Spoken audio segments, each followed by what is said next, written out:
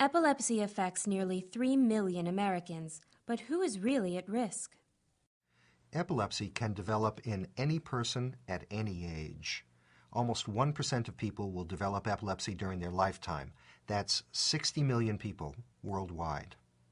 In other words, out of a 60,000 person stadium, about 500 will have epilepsy. New cases of epilepsy are most common among children, especially during their first year. The rate of new cases gradually declines until about age 10 and then becomes stable.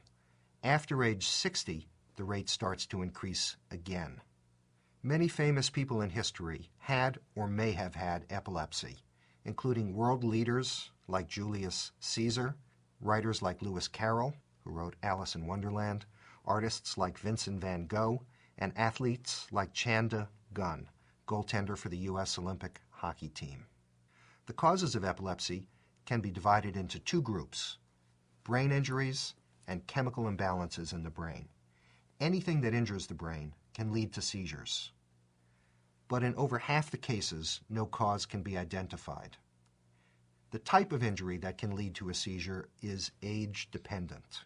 Seizures in children often are caused by birth traumas, infections such as meningitis, congenital abnormalities, or high fevers.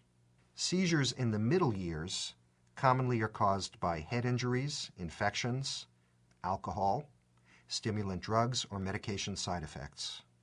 In the elderly, brain tumors and strokes cause a higher proportion of seizures.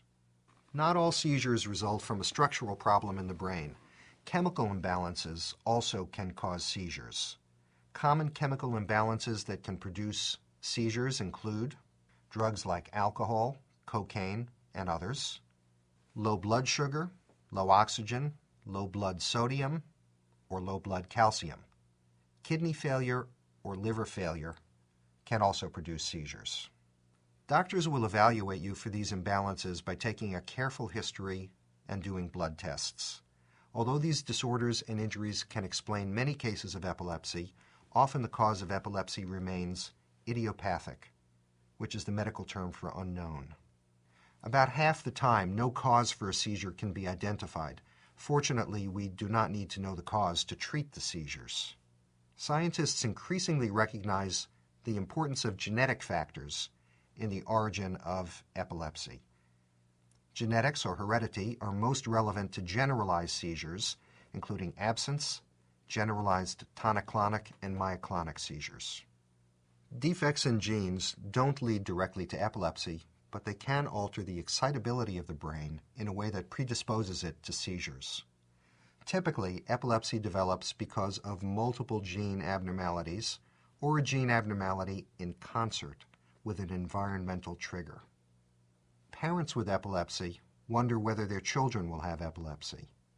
In most cases, they won't, but they do have a higher risk than others. If the mother has a generalized type of epilepsy, the child's chance of having epilepsy may be as high as 5 to 20%. But if a parent has epilepsy due to a brain injury, the child's chance of having epilepsy is only about 5%. If you or someone close to you is suffering from seizures, please see a physician. The movies in this series can be viewed in any order. If you wish to watch these clips in their original sequence, the next video is How is Epilepsy Diagnosed?